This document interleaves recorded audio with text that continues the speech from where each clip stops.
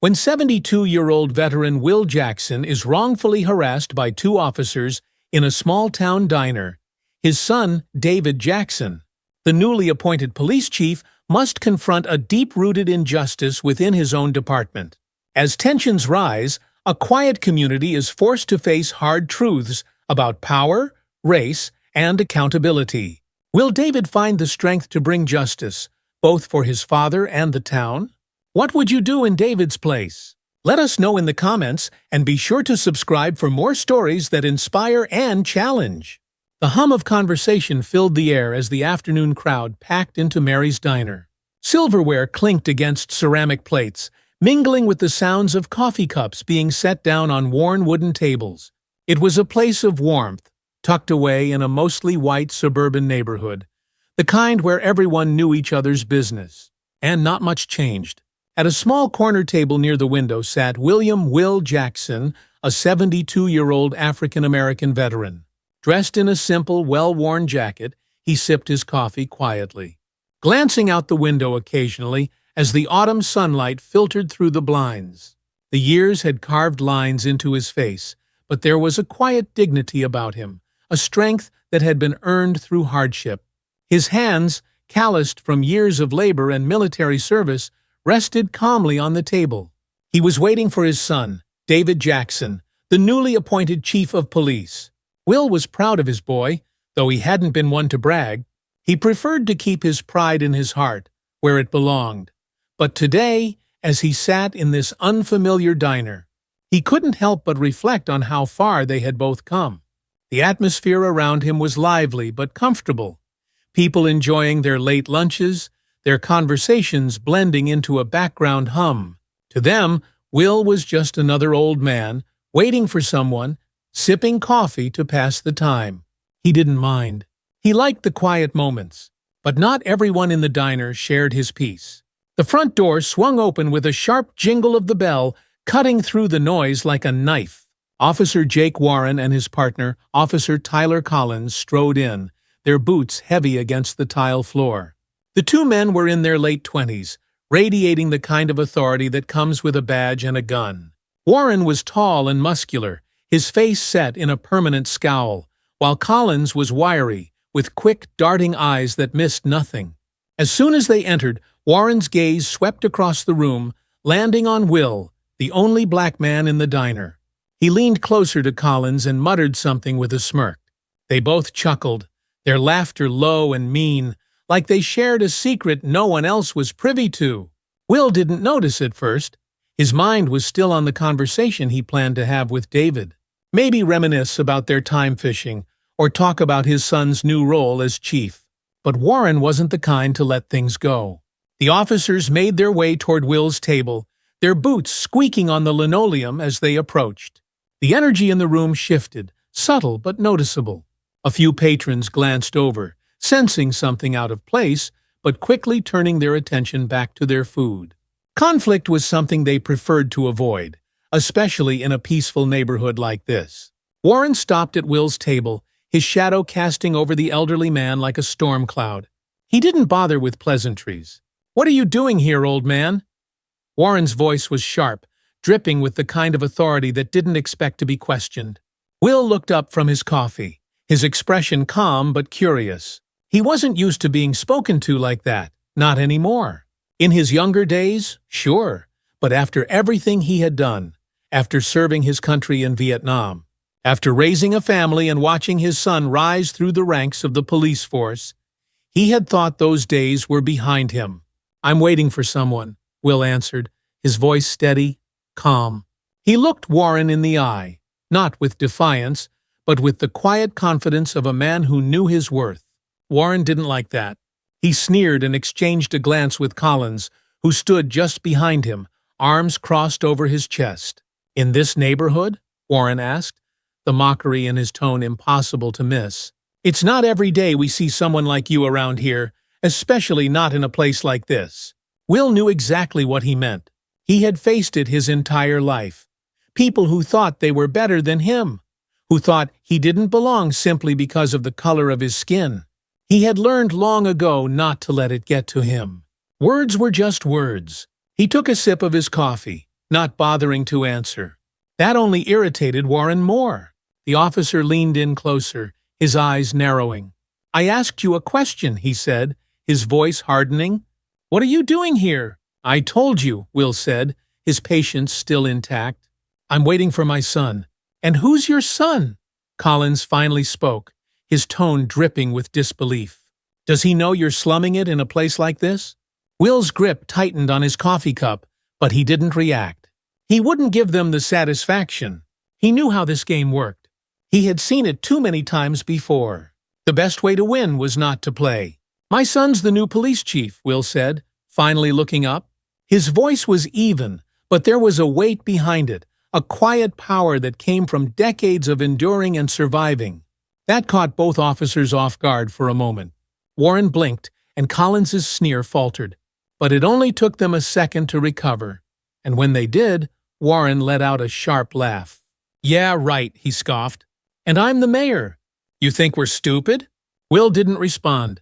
He didn't have to, but inside, the tension was beginning to build. A slow, simmering anger that he kept carefully bottled up. He had been through worse than this. He had survived combat, seen friends die in his arms. This was nothing compared to that. But it didn't make it right. Warren wasn't done. He leaned even closer, so close that Will could smell the faint scent of coffee and sweat on his breath. "Let's see some ID," he demanded. It wasn't a request. It was an order, barked out with the kind of entitlement that came with a badge. Will could have refused, but he knew better. He reached into his jacket pocket slowly and pulled out his wallet. His hands, though weathered, were steady as he handed over his veteran ID. Warren took it, glanced at it briefly, then snorted in disbelief. "This your idea of a joke?" he asked, holding the card up for Collins to see. "A vet, huh?" Collins laughed, a sharp, mean sound. "Sure, maybe he washed dishes in the mess hall," he said, shaking his head. "That's the only way someone like him could have a card like this." Will felt the sting of their words, but he didn't flinch. He had heard worse in his lifetime, much worse. He stayed silent, his eyes on the table, his mind already moving ahead to when David would arrive. His son would know how to handle this. But the officers weren't done. Warren flicked the card back onto the table with a flick of his wrist, as if it meant nothing. As if Will's service, his sacrifices, meant nothing. "You don't belong here, old man," Warren said, his voice low and threatening. "You need to leave. Now." Will looked up at him, meeting his eyes with a steady, unbroken gaze. "I'm waiting for my son," he said again, his voice calm but firm. "I'm not causing any trouble." That was enough to push Warren over the edge. He straightened up, looking around the diner as if daring someone to intervene, but no one did. The other patrons watched in uncomfortable silence, too afraid or indifferent to get involved. "All right, old man," Warren said, his voice dripping with menace. "If you don't leave, we're going to make you." Will didn't move. He sat there, silent, his hands resting on the table, his heart beating steadily in his chest. He had faced worse than these two bullies in his life. He wasn't about to give them the satisfaction of breaking him now, but Warren had run out of patience. Without warning, he reached out and shoved Will's chair, knocking it over with a loud crash. The entire diner went silent as Will hit the floor, his coffee spilling across the tiles. The old man grimaced as he tried to stand, but his body had grown stiff with age, and it took him a moment to get his footing. Warren stepped closer, looming over him like a predator. "Let's go," he growled, grabbing Will's arm and twisting it behind his back. The diner's atmosphere had shifted from lively chatter to an uneasy silence. Will Jackson, though frail in his age, stood steady as Officer Jake Warren twisted his arm behind his back. The cold, steely feel of the officer's grip sent a jolt of pain through his shoulder, but Will refused to cry out. He had endured worse, much worse. His heart pounded steadily in his chest as he braced himself, but he was determined not to show weakness. Not now. Not ever. The weight of the moment sank into the room like a heavy fog. Will could feel the eyes of the other diners on him, though no one dared to speak up. Most of them kept their heads down, silently chewing their meals as though this wasn't happening. A few others, phones raised cautiously, began recording, but no one made a move to intervene. It wasn't their fight, and no one wanted to become part of the scene. Collins stood just behind Warren, arms crossed, eyes darting from Will to the other patrons in the diner. He saw their discomfort, but it only seemed to embolden him. To him, this was power. The kind of power that came with a uniform and a badge. A power that could humiliate anyone who didn't fit. He could see the tension in Will's face as Warren twisted his arm harder, but Collins found no sympathy in it. He was just another old man who didn't belong here as far as he was concerned. Warren was less patient. "I told you to leave," he hissed into Will's ear. He planted his feet, refusing to be moved any further. Warren yanked on his arm, but Will wouldn't budge. "Look," Will said, his voice steady but firm. "I'm not resisting. I'm just a man waiting for his son." For a brief moment, the weight of Will's words seemed to hang in the air. Even Warren hesitated, his grip on Will's arm loosening just a fraction. But the moment passed as quickly as it had come, and Warren, annoyed by the old man's calm defiance, yanked him toward the exit again. That's when David Jackson walked in. The diner door swung open, the bell jingling softly, but the sound was swallowed by the tension in the room. David, tall and broad-shouldered in his police uniform, froze as he took in the scene before him. His father, in handcuffs, being manhandled by 2 officers under his command. For a moment, time seemed to stand still. David's heart sank. He had gotten a call earlier, someone at the diner telling him that there was an incident involving his father, but he hadn't expected this. He had hoped it was a misunderstanding, something easily resolved. But now, seeing the look of pain and humiliation on his father's face, David felt a rage bubbling up inside him. A rage he hadn't felt in years. "Let him go!" David's voice cut through the silence like a knife. Warren turned, startled by the sudden command, and his face went pale when he recognized David. Collins, too, took a step back, suddenly realizing the gravity of the situation. They hadn't known who Will was, not that it should have mattered, but now they were looking into the eyes of their boss, and they understood just how badly they had messed up. David stepped forward, his jaw clenched, his eyes locked on the 2 officers. "I said let him go." Warren, still holding onto Will's arm, stammered, "Chief, we didn't know." "I don't care what you didn't know," David snapped, his voice low and dangerous. "You've already crossed a line." Without another word, David moved forward and unclasped the handcuffs from his father's wrists. Will stood there, rubbing his sore wrists but saying nothing. He didn't have to. David's presence said everything that needed to be said. The entire diner watched in stunned silence as David glared at Warren and Collins. "You 2 are done here. Get out!" "But," Collins began, but one look from David silenced him. He didn't argue further. The 2 officers turned and left the diner, their heads hung low in shame. The weight of what they had done was beginning to settle in. The silence that followed the officers' departure was thick, almost suffocating. The diner, usually filled with the comfortable hum of conversation, was eerily quiet, as patrons stared at the scene that had just unfolded. Will Jackson stood at the center of it all, slowly flexing his wrists where the cuffs had bit into his skin. His face was a mask of calm, but David could see the toll the ordeal had taken on him. David, still in his uniform, knelt down and picked up the broken pieces of Will's veteran hat from the floor. His fingers trembled as he ran them over the frayed edges, the weight of the situation settling in. His heart pounded in his chest, a mixture of anger and guilt swirling in his mind. How had this happened? How had his own officers, the men he was supposed to lead, disrespected not just his father, but a man who had sacrificed so much for his country? He stood slowly, clutching the pieces of the hat in his hand, and looked at his father.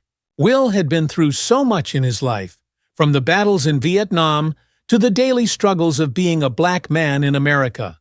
And yet here he was, forced to endure this fresh humiliation at the hands of men who should have known better. The other diners were still watching, their expressions a mix of shock and discomfort. Some had filmed the entire incident, their phones now hanging limply at their sides. But no one spoke. No one offered a word of apology or support. David felt their eyes on him, but he ignored them. He had one priority right now, his father. "Dad!" David's voice was soft, apologetic. He didn't know where to begin. Will looked at his son, his eyes tired but steady. "It's all right, David," he said quietly. "It's not the first time." The words hit David like a punch to the gut. Of course, it wasn't the first time. His father had spent his entire life navigating a world that saw him as less than. David had heard the stories about the segregated buses, the whispers and outright slurs, the discrimination that had followed Will throughout his youth, and even after he had put on a uniform to fight for his country. But hearing those words now, after seeing what had just happened, made it all the more painful. "No," David said, his voice tightening. "It's not all right. This should never have happened." Will gave him a small, sad smile. "It's the way things are, son. We keep moving forward. That's what we do." David clenched his jaw. It wasn't enough. His father deserved more than to just keep moving forward. He deserved respect. He deserved dignity. And the fact that two officers under David's command had stripped him of that, even for a moment, was something David could barely stomach. "I'm going to handle this," David promised, his voice firm. "I won't let this slide." Will didn't say anything for a moment. He could see the determination in his son's eyes, the fire burning behind the anger. It reminded him of himself when he was younger, before the weight of the world had taught him the value of patience. But Will had learned long ago that fighting every battle wasn't the way to survive. Sometimes it was better to let things pass. "You do what you think is right," Will said gently, "but don't let anger cloud your judgment." "It never helped anyone." David nodded, though the anger still simmered beneath the surface. He helped his father to his feet, offering a steady hand as Will rose from the chair. The diner's patrons continued to watch, but no one said a word. David could feel their stares, but he kept his focus on Will. He didn't need their opinions right now. As they made their way to the door, one of the waitresses, Evelyn Carter, approached them cautiously. She was a young woman, no older than her mid-20s, with dark hair tied back in a ponytail. Her face was pale, her eyes wide with concern. "Mr. Jackson," she said softly, addressing Will. "I'm so sorry. I should have said something. I should have done something." Will looked at her kindly. "It's all right," he said, his voice calm. "It's not your fault." Evelyn bit her lip, guilt etched across her face. "No, I should have spoken up. I just didn't know what to do." David glanced at her, his expression softening slightly. She wasn't the problem here. She was just a young woman who had found herself in the middle of a situation she wasn't prepared to handle. "We appreciate your concern," David said gently, "but the responsibility lies with those officers." "Not you." Evelyn nodded, still looking stricken. If you need me to speak to anyone, I'll testify if it comes to that." David appreciated the offer, but he knew this was a matter he would handle personally. Still, having a witness willing to stand up was something he wouldn't overlook. "Thank you," David said. "We'll keep that in mind." With that, he led his father out of the diner, leaving the stunned patrons and the memory of what had happened behind. The quiet of the evening contrasted sharply with the tension that had filled the diner earlier. David sat across from his father in the living room of Will's modest home, the light from a single lamp casting soft shadows across the room. The house was small but comfortable, filled with decades of memories, family photos, military mementos, and books lining the shelves. Will sat in his favorite chair, his hands resting on his knees as he looked at his son. He could see the weight that David was carrying, the guilt that had settled in his shoulders. He knew his son well enough to understand that this incident wasn't just about the disrespect he had faced in the diner. It was about something much deeper. "You don't have to carry this burden alone," Will said quietly. David sighed, rubbing a hand over his face. "I can't believe this happened. I trusted those men, Dad. I put them on the force. And now this. They're not your responsibility," Will said gently. "Their actions are theirs alone." "But it reflects on me," David argued, his voice tight. "How can I lead a department when my own officers don't even respect basic human decency?" Will looked at him, his eyes steady. "You lead by example. You always have." You can't control the hearts of men, but you can show them what's right. David knew his father was right, but that didn't make it any easier to accept. He had spent his entire career trying to change things from the inside, trying to make the system better, fairer. And yet here they were, dealing with the same old prejudices that had haunted his father's generation. "I'll deal with them," David said, his voice firm. "Warren and Collins, they won't get away with this." Will nodded slowly, though there was a trace of sadness in his eyes. "Do what you have to do, David. But don't let this make you bitter. You've got a good heart. Don't lose that." David looked at his father, the man who had endured so much with such grace, and he felt a deep sense of responsibility. He owed it to Will and to himself to make sure this never happened again. David arrived at the police station early, the weight of the previous day still heavy on his shoulders. He had barely slept, his mind racing with thoughts of what needed to be done. Today would be the day he would confront Warren and Collins. There was no avoiding it. As he walked through the station, he could feel the eyes of his officers on him. Word had already spread about what had happened at the diner. Some of the men and women in the department looked at him with sympathy, others with apprehension, but no one dared to speak to him about it. Not yet. David's office was at the far end of the station, a modest space with a window overlooking the town. As he entered, he found Officer Samantha Reed, one of his most trusted colleagues, waiting for him. She had been with the force for years, a no-nonsense officer who shared David's commitment to justice. "Morning, Chief," she said, her tone professional but warm. "I heard about what happened." David nodded grimly. "Yeah, it wasn't pretty." Reed frowned, concern flashing in her eyes. "What are you going to do about Warren and Collins?" David sat down at his desk, exhaling heavily. "I'm calling them in for a formal disciplinary meeting. They crossed a line yesterday, and they're going to answer for it." Reed nodded in agreement. "They've been a problem for a while now. I'm not surprised something like this happened. But it's different when it's personal." David looked at her, appreciating her candor. "Yeah, it is personal." Reed hesitated for a moment before speaking again. "If you need me to handle anything, I'm here." David gave her a small, grateful smile. Thanks, Reed. I might take you up on that." As Reed left the office, David leaned back in his chair, staring at the stack of papers on his desk. The disciplinary process would be grueling, but necessary. There would be fallout, public outcry, potential protests, media attention. But David wasn't worried about that. He was focused on one thing: justice. He reached for the phone and dialed Warren's number. His hand tightened around the receiver as he waited for the line to connect. It was time to make things right. The tension in the police station was palpable, the kind that seeps into the walls and lingers in the air. As Chief David Jackson sat at his desk, he could feel the weight of what was to come. This wasn't just about disciplining two officers, Jake Warren and Tyler Collins, for misconduct.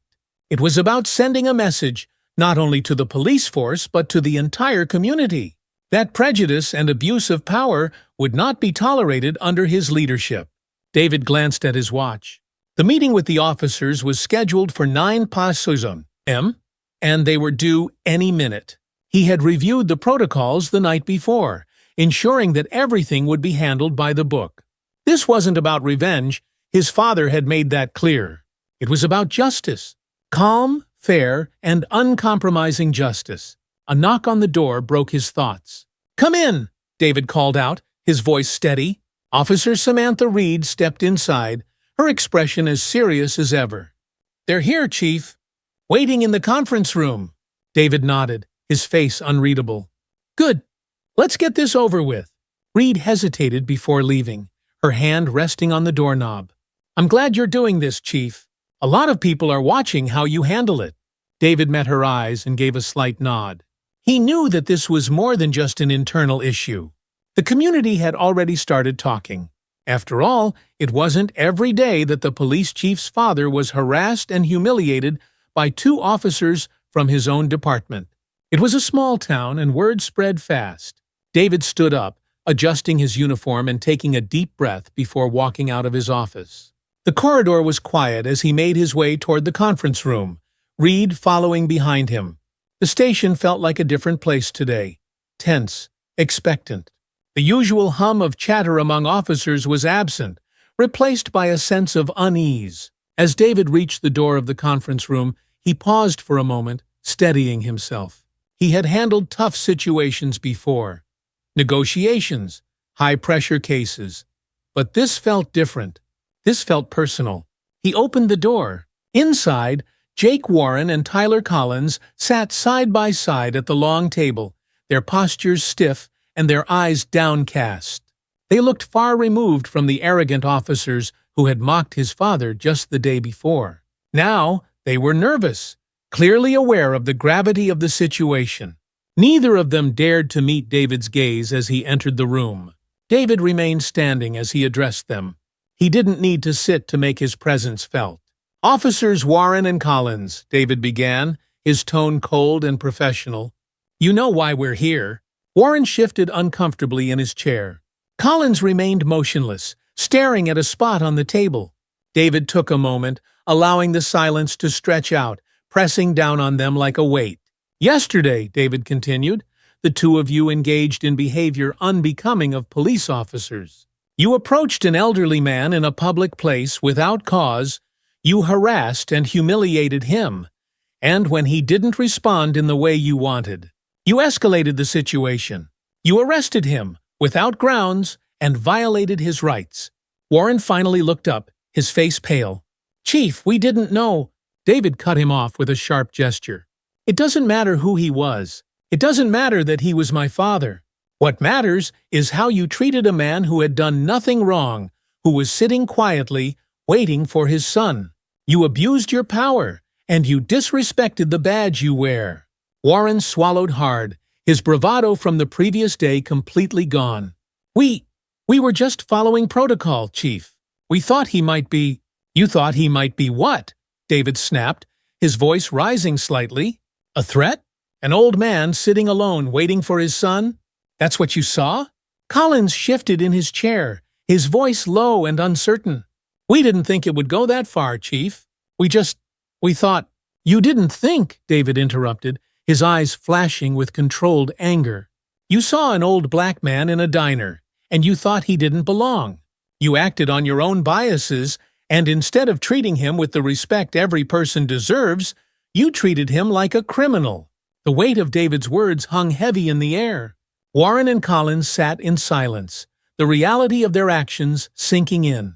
They hadn't expected this. They hadn't expected to be sitting here, facing their chief's fury, stripped of the confidence they had worn like armor the day before. David paced slowly in front of them, his anger simmering beneath the surface. But he had promised himself he wouldn't let it control him. This wasn't about personal vengeance. His father had made sure he understood that. This was about doing what was right. "You're both suspended for 6 months without pay," David said finally, his voice steady.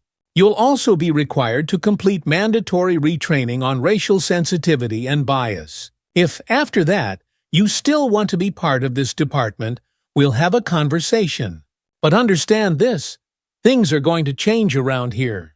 You will treat every person, regardless of their background or skin color, with the respect they deserve. If you can't do that, then you have no place in this department. Do I make myself clear?" Warren nodded quickly, his face flushed with embarrassment. "Yes, Chief. We understand." Collins, more reluctant, gave a stiff nod. "Yes, sir." David stared at them for a long moment, making sure his words had sunk in. "Dismissed."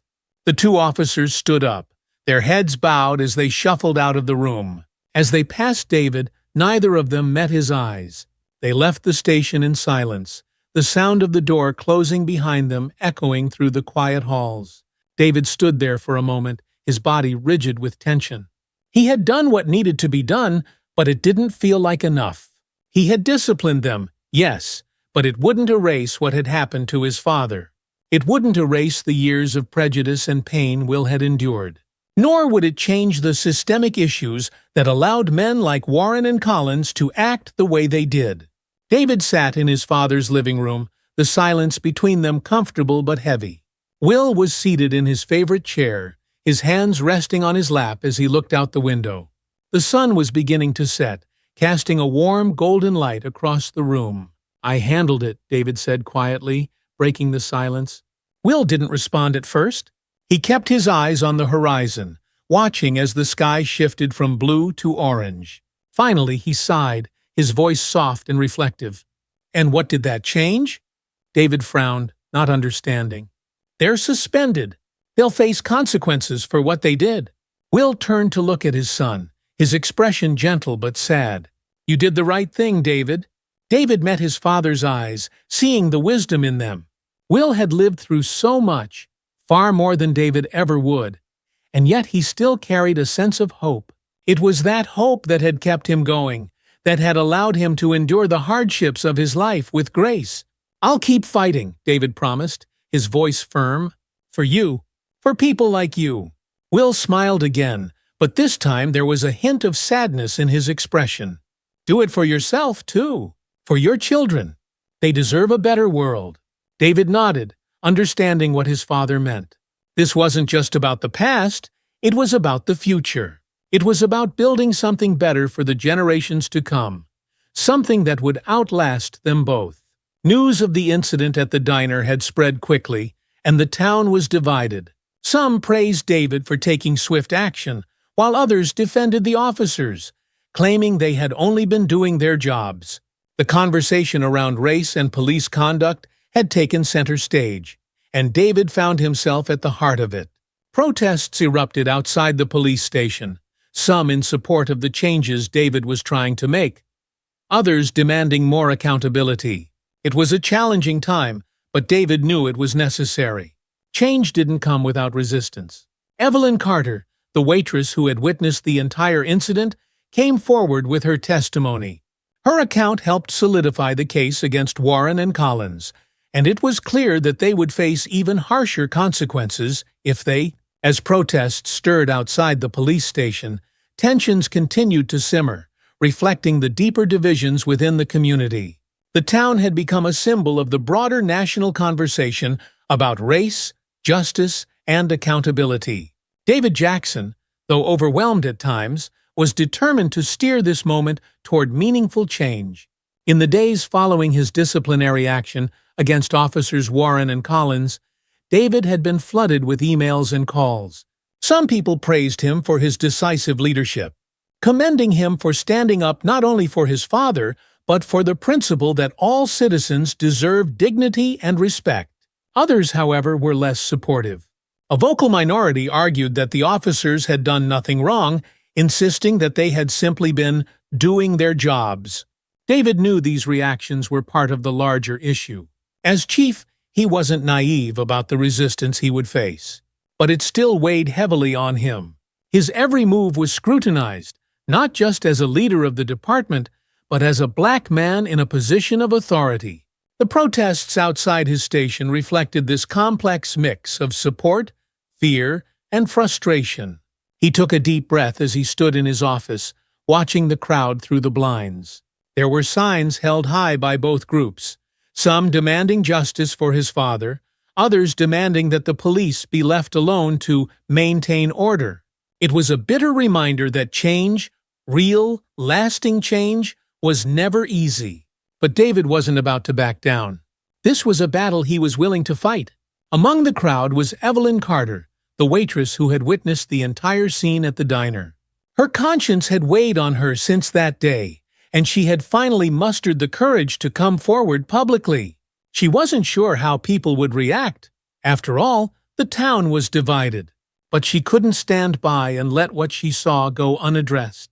She approached the group that was in support of Will and David, holding her own sign that read, "Respect and Dignity for All," in bold letters. People gave her nods of acknowledgement, but she could feel eyes on her from all sides, some approving, some disapproving. "Evelyn!" a voice called from behind her. She turned to see a familiar face. Gregory Sanders, a local reporter who had been covering the protests and the events following the diner incident. He was one of the few journalists in town who was unafraid to ask tough questions. And Evelyn knew that speaking to him would mean her testimony might gain even more attention. "Can I talk to you for a minute?" Gregory asked, his camera crew already in tow. Evelyn hesitated for a moment, but then she nodded. It was time to speak her truth. Back in the police station, David was in his office preparing for yet another difficult meeting, this time with representatives from the town's civil rights coalition, along with a few city officials who were concerned about the unrest the protests were causing. They were all looking to him for solutions, as if one man could undo decades of division with a single action. As he sat at his desk, his phone buzzed. It was a text from his wife, Sarah. "I'm proud of you. Don't let the noise get to you." David closed his eyes for a moment, letting her words settle him. Sarah had been his rock throughout all of this. As a civil rights lawyer, she understood the stakes better than anyone, and her support gave him strength. With a deep breath, he rose from his chair and headed to the conference room where the meeting was about to begin. The officials, along with a few community leaders, were already seated when David entered. He recognized James Caldwell, a city councilman who had been a longtime advocate for police reform. Next to him sat Barbara Rhodes, a respected leader of the Civil Rights Coalition, her expression serious but open. "Thank you all for coming," David began, as he took his seat at the head of the table. "I know tensions are high right now, but I believe this is an opportunity for real dialogue and real change." Caldwell, a man in his 60s with salt and pepper hair, leaned forward. "Chief, I have to commend you for the actions you took against Warren and Collins. It couldn't have been easy, especially with them being your subordinates." "It wasn't," David admitted, "but it was necessary." Barbara Rhodes nodded in agreement. "We've needed this kind of accountability for a long time, but I want to know what comes next. How do we ensure that incidents like what happened to your father don't happen again?" David had anticipated this question. "We're implementing mandatory bias and de-escalation training for the entire department. We're also establishing a community oversight committee that will include leaders like yourself, Mrs. Rhodes. We need transparency. People need to trust that the police are there to serve and protect everyone, not just a select group." There was a murmur of approval from some at the table, though not everyone seemed convinced. One of the city officials, Martha Green, a woman known for her no-nonsense attitude, crossed her arms. "Chief, I support the idea of reforms, but there's a segment of the population that feels the police are being unfairly targeted. These protests, they're only going to create more division." David met her gaze. "Division has existed long before these protests. What we're seeing now is people demanding to be heard. People who have felt overlooked and mistreated for too long. My job is to make sure we address those concerns, not ignore them." Martha sighed but didn't argue further. She seemed to recognize the truth in David's words, even if she wasn't ready to fully embrace it. While David was handling the mounting pressure at the station, Will Jackson sat in his living room watching the evening news. The protests were being broadcast on every channel, and clips of David's disciplinary actions against Warren and Collins had been shown repeatedly. Will wasn't surprised by the range of reactions, from those supporting his son's decisions to those outraged by them. Will shook his head as he muted the TV. He had seen this all before, decades ago. The fight for civil rights, the protests, the pushback, it was all a cycle. The faces and the places might change, but the struggle remained the same. As he sat in the quiet of his home, his mind drifted back to his younger years. He remembered marching in protests during the civil rights movement, the shouts of freedom echoing in his ears. He had believed back then that real change was possible. But over time, that hope had faded, replaced by a quiet resignation that the world would always be divided by fear and hatred. But seeing David now, standing up for what was right, gave him a renewed sense of hope. Perhaps things could change. Perhaps, finally, his son's generation could build on the foundation that had been laid all those years ago. The doorbell rang, pulling Will from his thoughts. He wasn't expecting anyone, but when he opened the door, he found Evelyn Carter standing on his porch, looking nervous but determined. "Mr. Jackson," she began, her voice soft but steady. I wanted to apologize. I should have spoken up sooner. What happened at the diner was wrong, and I didn't do anything to stop it." Will looked at her for a moment, his eyes kind. He had seen many like her over the years, people who meant well but didn't know how to act in the face of injustice. Still, he appreciated the gesture. "You don't have to apologize, Evelyn," Will said gently. "You did what you could, and you're here now, speaking up. That's what matters." Evelyn's eyes welled up slightly. "Thank you, Mr. Jackson. I want to help make things right." Will smiled, a warmth spreading through his chest. "Then you're already doing your part." As the days passed, the protests continued, but the focus began to shift. Thanks to David's leadership, the conversation moved toward constructive solutions, better training for officers, more community oversight, and open dialogue between law enforcement and the people they served. Evelyn's public testimony became a turning point. Her willingness to speak out, combined with the footage that had been captured on patrons' phones, led to a broader investigation into the conduct of Warren and Collins. The town began to see that change was possible, even in the face of resistance. David's father, Will, remained a quiet but powerful figure throughout it all. His calm dignity inspired many in the town, including David. And though the scars of past injustices still lingered, Will had faith that his son, and the generations to come, could continue the fight for a more just and equitable world. The days following the public testimony of Evelyn Carter felt like a whirlwind. Her brave decision to come forward, recounting the entire incident at the diner, had stirred emotions on both sides of the debate. Her testimony, combined with the videos recorded by several bystanders, painted an undeniable picture of abuse and injustice. David Jackson found himself at the center of a growing movement, not just in his small town, but now gaining attention from the surrounding areas. What had started as a confrontation between his father and two officers had become a national conversation about police accountability, race, and the long-standing tension between authority and community. As the police chief, David was faced with immense pressure. David's eyes scanned the room, meeting the gazes of the council members, the audience, and his own officers. "This isn't just about my father. This is about what we, as a community, are willing to accept. Are we willing to let prejudice and bias continue to poison our institutions? Or are we ready to stand up and say that every person, no matter their race, no matter their background, deserves to be treated with dignity and respect?" The room was silent, the air heavy with emotion. David continued, his voice unwavering. "Warren and Collins didn't act out of fear. They acted out of bias, and that bias led to the mistreatment of an innocent man. We cannot allow that to stand. As chief of police, I am committed to rooting out this kind of behavior in my department, and I am asking this council to hold these officers accountable for their actions." The room remained silent for a moment, then murmurs began to ripple through the crowd. Some nodded in agreement, others looked uncertain. But David could see the shift happening, slowly but surely. The truth was sinking in. Councilman Caldwell leaned forward, his expression thoughtful. "Thank you, Chief Jackson. Your words carry a lot of weight, and we appreciate your leadership in this difficult time." David nodded but didn't relax. The hearing wasn't over yet. Caldwell turned to the council members.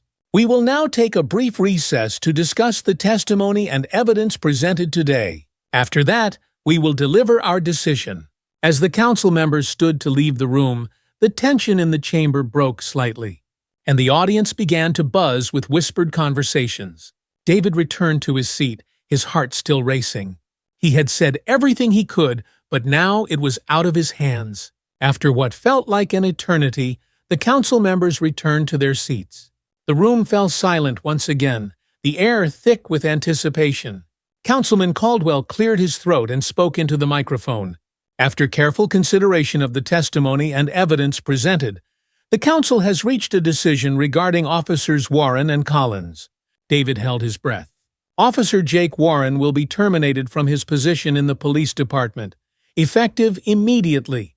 His actions showed a clear abuse of power and a disregard for the rights of Mr. Will Jackson. He will also be reported to the state licensing board for further review."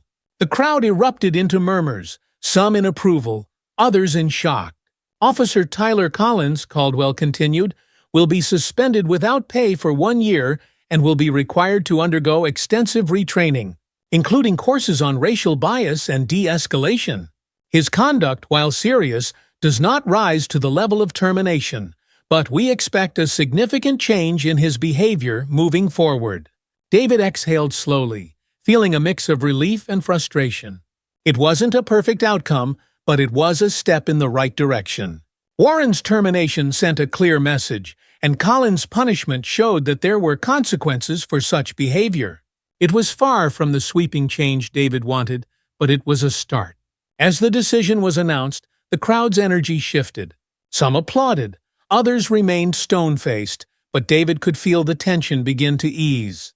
The path forward would still be difficult, but for the first time, it felt possible.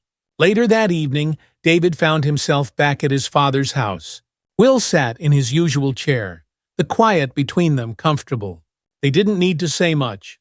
Both men understood what had happened today. "They fired Warren," David said quietly, as he sipped his coffee. Will nodded. "That's a good start." David smiled faintly. "Yeah, but there's still a lot of work to do." Will looked at his son, pride shining in his eyes. "You've already done more than most would have. You stood up when it mattered. And that's how change happens, one step at a time." David nodded, feeling the weight of his father's words. There was still so much work to be done, but for now, in this moment, he felt a sense of peace. He had fought for what was right, and though the road ahead was long, he knew he wasn't walking it alone. The air in the town began to change after the hearing. What had started as a painful incident in a quiet diner had rippled outward, becoming a larger conversation about justice, power, and the role of the police in the community. While not everyone was happy with the outcome, some still staunchly defended Officer Warren and Officer Collins, a sense of progress had started to take root. For David Jackson, the weight of leadership still pressed heavily on his shoulders. The decision to terminate Warren and suspend Collins had sent a strong message. But David knew this was only the beginning of the hard work that lay ahead. The changes he envisioned, true reform, a reimagined police department that prioritized respect and accountability, would not come quickly, and they would not come easily. Still, he was determined. Back at his father's house, David sat in the kitchen, nursing a cup of coffee. It had been a long week, and he welcomed the stillness of the moment. Will Jackson sat across from him, his hands resting on the table, a quiet strength emanating from him as always. Though the hearing had brought justice in some form, the scars left behind from the incident at the diner lingered. "I saw some of the footage from the protests," Will said, his voice low and reflective.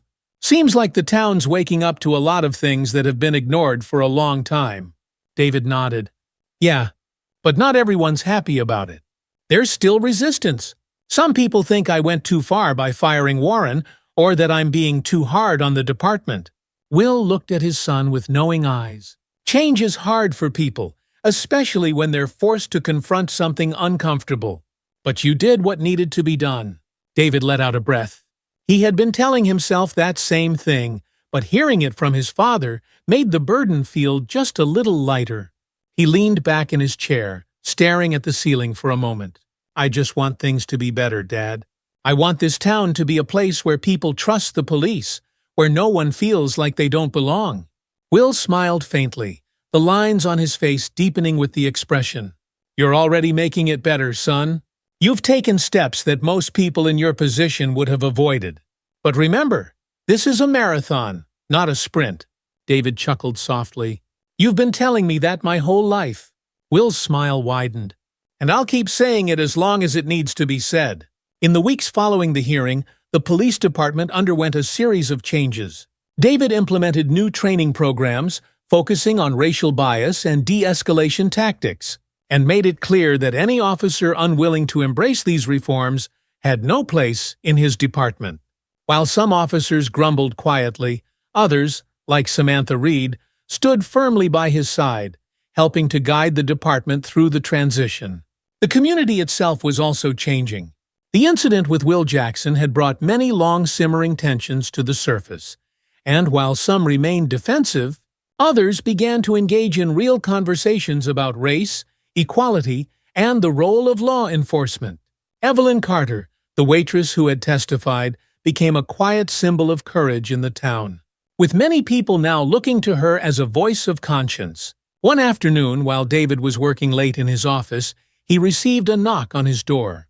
He looked up to see Barbara Rhodes, the leader of the local civil rights coalition, standing in the doorway. "Mind if I come in?" she asked, her voice calm but purposeful. David motioned for her to enter. "Of course, Barbara. What can I do for you?" Barbara sat down across from him, her eyes studying him with the kind of intensity that only someone with years of experience in activism could possess. "I've been watching what you've been doing, David. The reforms, the way you handled the hearing, the way you're leading this department. It's impressive." David raised an eyebrow, unsure where this was leading. "Thank you. But there's still a lot of work to do." "That's exactly why I'm here," Barbara continued. "The Civil Rights Coalition is organizing a town hall. We're inviting community leaders, activists, and, most importantly, regular citizens to come together and talk about how we can move forward as a community. We want you to be part of that conversation. In fact, we want you to lead it." David blinked in surprise. "Me?" Barbara smiled, a twinkle of approval in her eyes. You've shown this town that change is possible, that the police aren't untouchable, and that accountability matters. People trust you, David. They trust that you'll listen, that you'll act. This town hall could be a turning point, but we need you there." David felt a wave of humility wash over him. He had never sought the spotlight, and while he knew his role as police chief meant being a public figure, he hadn't expected to be asked to lead a community-wide conversation about race and justice. "I'd be honored," David said after a moment, "but I'm not sure I'm the right person. I'm just trying to do my job." Barbara leaned forward slightly, her expression serious. "Sometimes the right person is the one who's already doing the work, even if they don't see it themselves. This town needs to hear from you, David. They need to know that this isn't just about one incident, or one officer, or one family. It's about building a better future for everyone." David nodded slowly, letting her words sink in. "Okay, I'm in." The day of the town hall arrived, and the community center was packed. People from all walks of life had come together. Black, white, young, old, each one eager to take part in the conversation about the future of their town. The air buzzed with anticipation as people took their seats, filling the rows of chairs that had been set up for the event. David stood off to the side, watching as people filtered in. His father was there, sitting toward the front, his quiet presence a source of strength for David. Sarah, his wife, was beside him, her hand resting gently on his arm. David caught Sarah's eye, and she gave him a reassuring nod. At the front of the room, Barbara Rhodes stood, greeting people as they arrived. She had done an incredible job organizing the event, and as the minutes ticked by, it became clear that the entire town had shown up. Even the local media had sent reporters to cover the event, knowing that this was a pivotal moment for the community. As the clock struck 7, Barbara stepped to the microphone and called the room to order. "Good evening, everyone," she began, her voice carrying a calm authority. "Thank you all for being here tonight. We've come together because we all care about the future of our town. We've come together because we know that change is necessary, and that change begins with conversation." She paused, allowing her words to settle over the crowd. "I want to introduce someone who has been a driving force for that change," she continued. "Someone who has shown us that leadership means standing up for what's right, even when it's hard. Please welcome Chief David Jackson." The room erupted in applause, and David felt a lump form in his throat. He hadn't expected such an outpouring of support, and as he stepped up to the microphone, he took a deep breath, steadying himself. "Thank you, Barbara," David began, his voice clear but humble. "And thank you to everyone here tonight. I'm honored to be part of this conversation, and I want to start by saying that this is just the beginning. The changes we've made in the police department are a step in the right direction, but they are not the end. We have a lot more work to do." He paused, scanning the crowd, seeing faces filled with hope, concern, and determination. "I'm not here to talk about what we've done. I'm here to listen. I want to hear from you, the people of this community, about what you need from us, what you need from the police, and how we can rebuild the trust that's been broken. There was a murmur of approval from the crowd, and as David opened the floor for discussion, people began to speak. Some shared their own experiences with law enforcement, both good and bad. Others offered ideas for how to improve relations between the police and the community. There were heated moments, moments of frustration, but there were also moments of connection, of people coming together to find common ground. As the town hall continued, David felt a renewed sense of purpose. This was what his father had always taught him, that real change came not from force, but from understanding, from listening, from working together.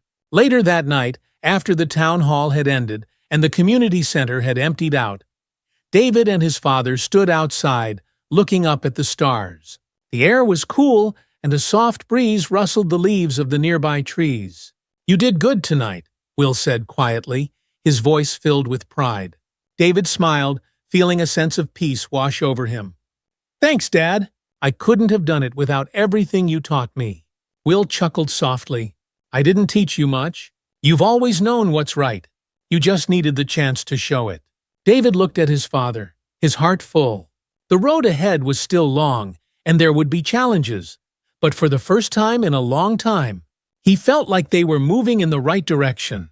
Together, as they stood there in the quiet of the night, father and son, David knew that this was only the beginning. But for now, in this moment, it was enough. As David and his father looked up at the stars, they knew the journey was far from over. But with every step forward, change was within reach. If this story moved you and made you reflect on the power of courage, justice, and community, be sure to subscribe to our channel. Here, we share powerful stories that inspire, challenge, and encourage positive change. Don't miss out on more stories like this. Hit the subscribe button and join us on this journey of storytelling and growth.